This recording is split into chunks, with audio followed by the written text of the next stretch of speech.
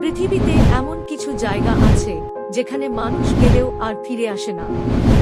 আজ জানবেন পৃথিবীর সবচেয়ে রহস্যময় এক দ্বীপের গল্প।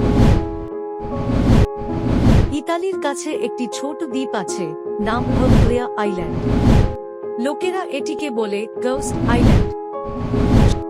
শত শত বছর আগে এই দ্বীপে পাঠানো হতো ভয়ঙ্কর রোগে আক্রান্ত মানুষদের। হাজার হাজার মানুষ এখানে মারা যায়। শুধু তাই না, কথা আছে মৃতদের দেহ পুড়িয়ে এখানেই মাটির নিচে ফেলে রাখা হতো। এরপর একসময় দ্বীপটিতে তৈরি করা হয় মানসিক হাসপাতাল। কিন্তু রোগীরা দাবি করত তারা নাকি রাতে অদ্ভুত ছায়া আর চিৎকার শুনতে পায়। সবচেয়ে ভয়ঙ্কর ব্যাপার হলো হাসপাতালের এক ডাক্তার নাকি পাগল হয়ে গিয়ে নিজেই টাওয়ার থেকে লাফ দিয়েছিল।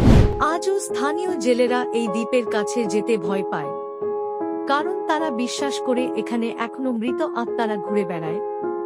এন্ডিং, আপনি কি কখনো এমন কোনো রহস্যময় জায়গার কথা শুনেছেন? কমেন্টে জানান। আর এমন রহস্য জানতে ফলো করুন।